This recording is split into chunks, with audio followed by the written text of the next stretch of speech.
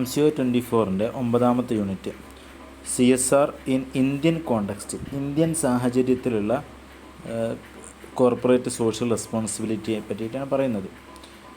ഇന്ത്യയിൽ CSR വളർന്ന സാഹചര്യങ്ങൾ, ഇന്ത്യയിൽ CSRൻ്റെ ചരിത്രം, അതാണ് ഇതിൽ പ്രധാനമായിട്ട് പറയുന്നത്. ഇന്ത്യയിൽ CSR പഴയ കാലത്തൊക്കെ ഒരു സാമൂഹ്യ ബാധ്യത, ഫിലന്തറോപ്പി എന്ന് പറയും, അതായത് മനുഷ്യ സ്നേഹം, അതായിരുന്നു ശരിക്കും CSRൻ്റെ ഒക്കെ ബേസ്, ഒരടിസ്ഥാനം. ആദ്യകാലത്തെ മതങ്ങളൊക്കെ ഒരുപാട് മതങ്ങളാണ് ഇന്ത്യയിൽ പ്രധാനമായിട്ടുള്ളത്. അവരൊക്കെ മനുഷ്യ സ്നേഹത്തെ, ഫിലന്തറോപ്പിയെ, അതായത് പൈസ ഉള്ളവൻ പാവങ്ങളെ സഹായിക്കുക എന്ന ആ ഒരു മെത്തേഡിലും സെറ്റപ്പിലാണ് ഇന്ത്യ മുന്നോട്ട് പോയത്. പിന്നീട് പിൽക്കാലത്ത് വിദേശ രാജ്യങ്ങളൊക്കെ ഇന്ത്യയിൽ വന്ന് ബ്രിട്ടീഷുകാരുടെ കാലത്ത് പൊതുവെ വ്യവസായങ്ങളൊക്കെ വളർന്നപ്പോൾ വ്യവസായികളൊക്കെ സാമൂഹ്യ ബാധ്യത മനസ്സിലാക്കി പാവപ്പെട്ടവരെ സഹായിക്കുകയും സ്കൂളുകൾ ഉണ്ടാക്കുകയും അങ്ങനെ പല കാര്യങ്ങളൊക്കെ ചെയ്ത്, അതിനിടയ്ക്ക് ഇൻഡിപെൻഡൻസ് മൂവ്മെൻറ്റിൻ്റെ ഇടയിൽ മഹാത്മാഗാന്ധി ഒരു ട്രസ്റ്റിഷിപ്പ് ഉണ്ടാക്കി, ആളുകൾക്ക് ഇൻഡസ്ട്രീസൊക്കെ അതിലേക്ക് പണം നിക്ഷേപിക്കാനും അങ്ങനെയൊക്കെ തുടങ്ങി. വ്യത്യസ്ത രൂപത്തിലാണ് ഇന്ത്യയിലെ ഈ ഒരു CSRൻ്റെ ഡെവലപ്മെൻറ്റ്. പിന്നെയാണ് ഈ CSR എന്ന ഒരു പദവും കമ്പനീസൊക്കെ അത് ഏറ്റെടുത്ത് നടത്താനും ഏകദേശം 1990 മുതലാണ് ആ ഒരു CSR എന്ന ഒരു സങ്കല്പം, ആ ഒരു പേരിൽ കമ്പനികളുടെ ബാധ്യത എന്ന രൂപത്തിൽ അതൊക്കെ മുന്നോട്ട് വരുന്നത്. ഏതായാലും ഇന്ത്യയിൽ CSRൻ്റെ ഫേസ് പ്രധാനമായിട്ടും 4 ഫേസായിട്ടാണ് ഇന്ത്യയിലെ CSRൻ്റെ വളർച്ചയെ ചൂണ്ടിക്കാണിക്കുന്നത്. വളരെ സിമ്പിളാക്കി പറഞ്ഞാൽ the first phase by the philanthropy, നമ്മൾ പറഞ്ഞ മാനുഷിക സ്നേഹം അല്ലെങ്കിൽ ചാരിറ്റി, 1850 മുതൽ 1916 വരെ ഈ CSRൻ്റെ ഒരു ഇനീഷ്യൽ സ്റ്റേജാണത്. പ്രധാനമായിട്ടും കൾച്ചറും ട്രഡീഷനും ഫാമിലി വാല്യൂസ് അല്ലെങ്കിൽ റിലീജിയൻ, ഇതിലൂടെയൊക്കെ ഒരു ആളുകൾക്ക് ജനങ്ങളെ സഹായിക്കാനുള്ളൊരു മനസ്സ് വന്നിട്ട് ഒരു മാനുഷിക സ്നേഹം, അതായിരുന്നു ആദ്യകാലത്ത്, അല്ലെങ്കിൽ ഒരു ചാരിറ്റി എന്ന നിലക്കായിരുന്നു CSRൻ്റെ സ്റ്റാർട്ടിങ്. CSRൻ്റെ സെക്കൻഡ് സ്റ്റേജ് 1914 to 1960 ആണ്, 1914 മുതൽ 1960 വരെ. അതായത് ഇന്ത്യ ഇൻഡിപെൻഡൻസിന് വേണ്ടിയിട്ട് സ്ട്രഗിൾ ചെയ്യുന്ന ആ ഒരു മൂവ്മെൻറ്റുള്ള ആ കാലത്ത് 1914 അക്കാലത്ത് നമ്മുടെ ഗാന്ധിജിയുടെ ട്രസ്റ്റിഷിപ്പ് അത് കമ്പനികളിലൊക്കെ CSRനെ വളരെ ഇൻഫ്ലുവൻസ് ചെയ്തു. അക്കാലത്ത് ഒരുപാട് ട്രസ്റ്റുകൾ രൂപപ്പെട്ടു, സ്കൂളുകൾ ഉണ്ടാക്കാൻ, കോളേജ് ഉണ്ടാക്കാൻ, സയൻറ്റിഫിക് ട്രെയിനിങ് ഇൻസ്റ്റിറ്റ്യൂഷൻ, അനാഥകളെ സംരക്ഷിക്കാൻ, ഇങ്ങനെയൊക്കെ തുടങ്ങിയിട്ട് പല ട്രസ്റ്റുകൾ വളർന്നു വന്ന ഒരു കാലഘട്ടമായിരുന്നു ഈ ഒരു സമയം. അതിൻ്റെ തേർഡ് സ്റ്റേജ് മിക്സഡ് എക്കണോമി, അതായത് ഇന്ത്യ ഇൻഡിപെൻഡൻസിന് ശേഷം ഒരു മിക്സഡ് എക്കണോമിയാണല്ലോ ഇന്ത്യ സ്വീകരിച്ചത്. അക്കാലഘട്ടത്തിലുള്ള CSR, അതായത് 1960 മുതൽ 1980 വരെയുള്ള കാലഘട്ടത്തിലെ CSR. മൂന്നാമത്തെ സ്റ്റേജ് ഇന്ത്യ വല്ലാതെ പബ്ലിക് മേഖല, ഇൻഡസ്ട്രിയലായിട്ട് പബ്ലിക് മേഖല വല്ലാതെ വളർന്നു വരുന്നൊരു കാലഘട്ടമായിരുന്നു. സെവറൽ പബ്ലിക് എൻ്റർപ്രൈസസ് വളർന്നു വരികയും ഒരുപാട് നിയമനിർമ്മാണങ്ങളും അതുപോലെ കോർപ്പറേറ്റ് ഗവേണൻസുകളും ലേബർ നിയമങ്ങളും എൻവയോൺമെൻറ്റൽ സ്റ്റാൻഡേർഡുകളും ഇങ്ങനെ തുടങ്ങിയിട്ട് ഒരുപാട് നിയമങ്ങൾ മുന്നോട്ട് വന്ന ആ ഇന്ത്യ ഡെവലപ്പാവുന്ന, ഇൻഡിപെൻഡൻസ് കിട്ടി ഇന്ത്യൻ ഇൻഡസ്ട്രീസ് ഡെവലപ്പാകുന്ന ആ ഒരു തുടക്കത്തിലുള്ള കാലഘട്ടമായിരുന്നു. അന്നൊരുപാട് ലൈസൻസ് രാജ്യങ്ങളൊക്കെ ആയിരുന്നു. അക്കാലത്ത് ഇന്ത്യ ലിബറലൈസേഷൻ തുടങ്ങിയിട്ടില്ലല്ലോ. അന്ന് വലിയൊരു ഇൻഡസ്ട്രിയൽ വളർച്ചകളൊക്കെ സ്റ്റാർട്ട് ചെയ്തിട്ടുണ്ടെങ്കിലും പക്ഷേ നമ്മുടെ നാട്ടിലെ പോവർട്ടി അതൊന്നും ഇവിടുന്ന് ഇല്ലാതാക്കാൻ, അൺഎംപ്ലോയ്മെൻറ്റ് ഇല്ലാതാക്കാൻ ഗവൺമെൻറ്റിന് കഴിഞ്ഞില്ല. അതുപോലെ സാമൂഹ്യ ബാധ്യത അന്നത്തെ കോർപ്പറേറ്റുകൾക്ക്, അല്ലെങ്കിൽ അന്നത്തെ കോർപ്പറേറ്റ് പ്രധാനമായിട്ട് പബ്ലിക് സെക്ടർ കാണാമല്ലോ, അവർക്കത് സമൂഹത്തിൻ്റെ ബാധ്യത ഏറ്റെടുക്കാൻ CSR ശരിക്കും ആ കാലഘട്ടത്തിൽ ഫെയിലായി എന്ന് പറയാം.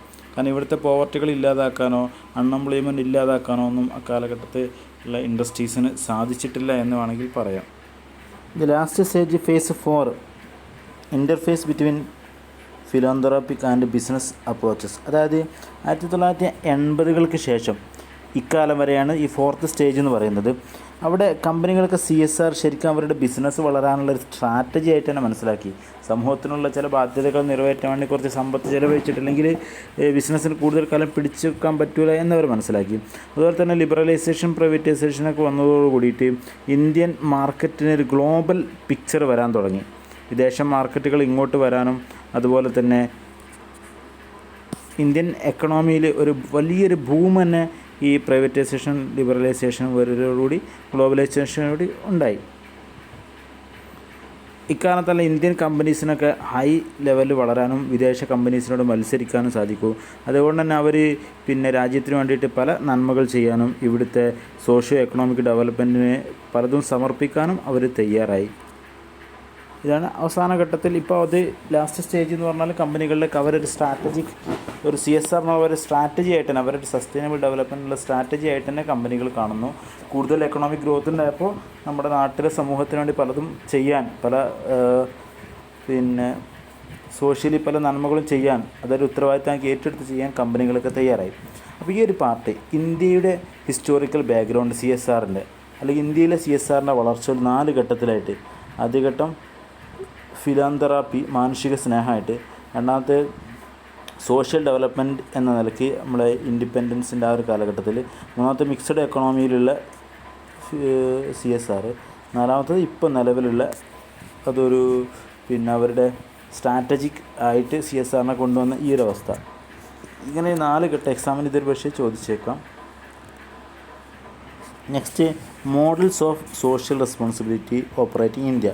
ഇന്ത്യയിലുള്ള ഈ CSRൻ്റെ വ്യത്യസ്ത മോഡലുകൾ. The first one the ethical or Gandhian model. അത് മഹാത്മാഗാന്ധിൻ്റെ ട്രസ്റ്റിഷിപ്പ് അതിലൂടെ ഉണ്ടായ ഒരു മോഡലാണ്. അതായത് പണക്കാർ പാവപ്പെട്ടവരെ സഹായിക്കണം, പണക്കാർ അവരുടെ welfare of the poor and underprivileged സൊസൈറ്റിക്ക് വേണ്ടി ഉപയോഗിക്കണമെന്ന ഗാന്ധിയുടെ ആ തത്വത്തിൽ നിന്ന് വന്ന ഒന്നാണ് ഗാന്ധിയൻ മോഡൽ എന്ന് പറഞ്ഞത്. അതായത് ഗാന്ധിജി പറയുന്നത് ഓരോ പണക്കാരനും അവരുടെ കയ്യിലുള്ള സർപ്ലസുള്ള ഫണ്ട് അത് ഒരു ട്രസ്റ്റിഷിപ്പ് ഉണ്ടാക്കിയിട്ട് ആ ഒരു ട്രസ്റ്റ് ഉണ്ടാക്കിയിട്ട് അതിൽ നിക്ഷേപിച്ചിട്ട് ആ ട്രസ്റ്റിൽ നിന്ന് ആവശ്യങ്ങൾക്ക് സമൂഹത്തിൻ്റെ ആവശ്യങ്ങൾക്ക് ഉപയോഗിക്കണമെന്ന ഒരു ഗാന്ധിയൻ മോഡൽ തിയറി അങ്ങനെ കൊണ്ടു നടക്കുന്ന പലരുണ്ട്. ദ സ്റ്റാറ്റിസ്റ്റിക് മോഡൽ ഇത് നമ്മുടെ മിക്സഡ് എക്കണോമിയുടെ കാലത്ത് ജവഹർലാൽ നെഹ്റു അഡോപ്റ്റ് ചെയ്ത അദ്ദേഹം കൊണ്ടുവന്ന മറ്റൊരു മെത്തേഡാണ്. എന്താണ് ഇതനുസരിച്ച് CSR എന്ന് പറഞ്ഞാൽ സ്റ്റേറ്റിൻ്റെ അണ്ടറിലുള്ള അതൊരു ലീഗൽ റിക്വയർമെൻ്റാണ്. CSR പണക്കാർ അവർ കനിഞ്ഞിട്ട് പാവപ്പെട്ടവരെ സഹായിക്കണം അങ്ങനല്ല, അത് നിയമപരമായിട്ട് നിർബന്ധമുള്ളൊരു സംഗതിയാണ്. അതിനു വേണ്ടിയിട്ട് ഒരുപാട് ലേബർ ലോസും പ്രിൻസിപ്പിൾസും പല നിയമങ്ങളും നമ്മുടെ ആ മിക്സഡ് എക്കണോമിൻ്റെ കാലത്ത് ഉണ്ടാക്കിയിട്ടുണ്ട്. അതുകൊണ്ട് തന്നെ അന്നതൊക്കെ പൊളിഞ്ഞും പോയി. പല കോർപ്പറേറ്റുകൾക്കും അതൊന്നും താങ്ങാൻ കഴിഞ്ഞില്ല ഈ നിയമങ്ങളൊന്നും. ഇന്നൊരുപാട് ഈ ഒരു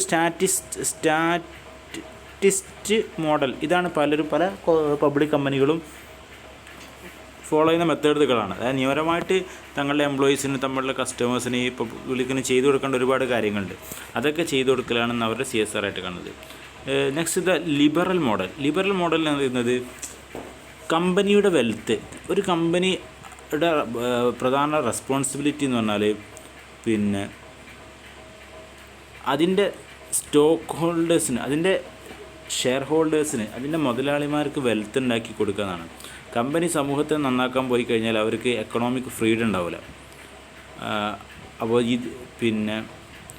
അതുകൊണ്ട് കോർപ്പറേറ്റുകൾ വർക്ക് ചെയ്യേണ്ടത് അവരുടെ റവന്യൂ വർദ്ധിപ്പിക്കാനാണ്, പ്രോഫിറ്റ് വർദ്ധിപ്പിക്കാനാണ്, അല്ലാതെ സമൂഹത്തിന് നന്നാക്കാൻ വേണ്ടിയിട്ടല്ല.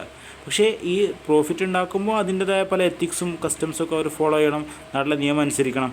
അല്ലാതെ പൈസ കുറേ തൻ്റെ കയ്യിലുള്ള പണം പാവങ്ങൾക്ക് കൊടുക്കണം എന്ന ഒരു കൺസെപ്റ്റ് ലിബറൽ മോഡൽ. അപ്പോൾ എത്തിക്കലായി ബിസിനസ് ചെയ്യുക, എന്നിട്ട് മാക്സിമം ലാഭം ഉണ്ടാക്കുക, അതാണ് ബിസിനസ്സിൻ്റെ ഉത്തരവാദിത്വം, കോർപ്പറേറ്റിന് ഉത്തരവാദിത്വം. എന്നാണ് ലിബറൽ മോഡൽ. ലാസ്റ്റാണ് സ്റ്റേക്ക് ഹോൾഡർ മോഡൽ. അതാണിപ്പോൾ ശരിക്കൊരു മോഡേൺ. അതായത് പണ്ടത്തെ സ്റ്റോക്ക് ഹോൾഡർ എന്നതിൽ നിന്ന് മാറ്റിയിട്ട് സ്റ്റേക്ക് ഹോൾഡർ എന്ന് ഒരു കൺസെപ്റ്റ്. അതായത് ബിസിനസ്സിൻ്റെ കാര്യത്തിൽ താല്പര്യമുള്ളവരെല്ലാവരും ഒരു ബിസിനസ് വർക്ക് ചെയ്യേണ്ടത് പഴയ കാലത്തെ സ്റ്റോക്ക് കയ്യിൽ വെച്ചിരിക്കുന്ന മുതലാളിമാരുടെ വെൽഫെയറിന് മാത്രമല്ല, മറിച്ച് സ്റ്റേക്ക് ഹോൾഡർ ആ ബിസിനസ്സിൽ താല്പര്യമുള്ള എല്ലാ ആളുകളും എല്ലാവരുടെ വെൽഫെയറിന് വേണ്ടിയിട്ടും കമ്പനി പ്രവർത്തിക്കണം എന്ന ഒരു തത്വം. സ്റ്റേക്ക് ഹോൾഡർ എന്ന് പറഞ്ഞാൽ share holders, employees, consumers, supplies, competitors, government agencies, ഇവിടുത്തെ കമ്മ്യൂണിറ്റി എല്ലാവരും പെട്ട്. അപ്പോൾ ഒരു ജസ്റ്റ് പ്രോഫിറ്റ് ഉണ്ടാക്കുക എന്ന് മാത്രമല്ല, ഇതുമായി ബന്ധപ്പെട്ട നമ്മളിപ്പോൾ ഈ പറഞ്ഞ ആളുകൾക്കും അതുപോലെ സമൂഹത്തിന് മൊത്തമായിട്ടും ഉപകാരമുള്ള കാര്യങ്ങൾ ചെയ്യുക, അവരുടെ വെൽഫെയറിന് വേണ്ടിയിട്ടാണ് കോർപ്പറേറ്റുകൾ പ്രവർത്തിക്കേണ്ടത് എന്നർത്ഥം. ഇനി പ്രധാനമായിട്ട് ഇതിൽ പറയുന്നത് കമ്പനീസ് ആക്ട്, നിയമപരമായിട്ട് കമ്പനി ആക്റ്റിലുള്ള CSRുമായി ബന്ധപ്പെട്ട കുറച്ച് വിഷയങ്ങളാണ്. അതുപോലെ ഇന്ന് CSRൽ ഇന്ത്യയിൽ നടക്കുന്ന ട്രെൻഡ് അതൊന്ന് പഠിച്ചു പോകുന്നത് നല്ലതാണ്. CSRുമായി ബന്ധപ്പെട്ട ഇന്നിപ്പോൾ നല്ല ട്രെൻഡ് ഇന്ത്യയിൽ എങ്ങനെയാണ് കോർപ്പറേറ്റുകൾ അവരുടെ CSR ഫണ്ട് ചിലവഴിക്കുന്നതെന്ന്. കമ്പനീസ് കോർപ്പറേറ്റുകളൊക്കെ പല നോൺ ഗവൺമെൻറ്റൽ പല ഓർഗനൈസേഷനുമായിട്ട് ടൈപ്പായിട്ട് അവരുടെ സോഷ്യൽ റെസ്പോൺസിബിലിറ്റി നടപ്പിൽ വരുത്തുകയാണ്. പല എഡ്യൂക്കേഷണൽ ഇൻസ്റ്റിറ്റ്യൂഷനും ഹെൽത്ത് അല്ലെങ്കിൽ കുടിവെള്ളം കൊടുക്കുക ഇങ്ങനെയൊക്കെ തുടങ്ങിയിട്ട് ഇതുമായി ബന്ധപ്പെട്ട ഒരുപാട് ഓർഗനൈസേഷൻ ഉണ്ടാവും. തങ്ങളുടെ ഫണ്ട് മുഴുവൻ അവരിലേക്ക് കൊടുത്തിട്ട് അങ്ങനെയാണ് ഇന്ന് ഇന്ത്യയിൽ പല CSR കമ്പനികളുടെ CSR പ്രവർത്തനങ്ങൾ നൽകുന്നത്. അപ്പോൾ അവർ ഫണ്ട് ഇങ്ങനത്തെ ചാരിറ്റി പ്രവർത്തനങ്ങൾ നടത്തുന്ന ഓർഗനൈസേഷന് കൈമാറുന്നൊരു തരം. അതുപോലെ ഇന്ന് ഇന്ത്യയിലെ കമ്പനികളൊക്കെ CSR എന്ന് പറഞ്ഞത് അവർ ഒരു ഓവറോൾ സ്ട്രാറ്റജിൻ്റെ ഒരു ഭാഗമാക്കിയിട്ട് ഏറ്റെടുത്തിരിക്കുകയാണ്. കമ്പനികൾക്കറിയാം CSRന് വേണ്ടി തങ്ങൾ ചിലവഴിക്കുന്ന ക്യാഷ് അത് തങ്ങളുടെ മുന്നോട്ടുള്ള ഗമനത്തെ പോസിറ്റീവായി ബാധിക്കും എന്ന് അവർക്കറിയാം. അതൊരു ഇൻവെസ്റ്റ്മെൻ്റ് ആയിട്ടാണ് കമ്പനി കാണുന്നത്. അതിന് പോസിറ്റീവ് ഇമ്പാക്റ്റ് ഉണ്ടാകും തങ്ങളുടെ മുന്നോട്ടുള്ള ബിസിനസ്സിൽ എന്ന് ആളുകൾ മനസ്സിലാക്കുന്നു. ഇങ്ങനെ തുടങ്ങിയ കാര്യങ്ങളാണ് ഇന്ത്യയിലെ നിലവിലുള്ള ട്രെൻഡ്. അത് കുറച്ച് പ്രധാനമാണ്, ചിലപ്പോൾ എക്സാമിന് ചോദിച്ചേക്കാം. ഒരു യൂണിറ്റ് ഇതോടെ അവസാനിച്ചു. പ്രധാനം ഇന്ത്യയിൽ ഇപ്പോൾ കറണ്ടുള്ള CSRൻ്റെ ട്രെൻഡുകൾ, അതുപോലെ കമ്പനി ആക്ടിലെ പ്രൊവിഷൻസ്, അത് കുറച്ച് ലോസാണ് പറയുന്നത്. അതേപോലെ സോഷ്യൽ റെസ്പോൺസിബിലിറ്റിയിൽ ഇന്ത്യയിലുള്ള ഇന്നത്തെ വ്യത്യസ്ത മോഡലുകൾ, എത്തിക്കൽ മോഡലും സ്റ്റാറ്റിസ്റ്റിക് മോഡലും ലിബറൽ മോഡലും, അതുപോലെ ഇന്ത്യയിലെ അതിൻ്റെ വളർച്ച, CSRൻ്റെ വളർച്ച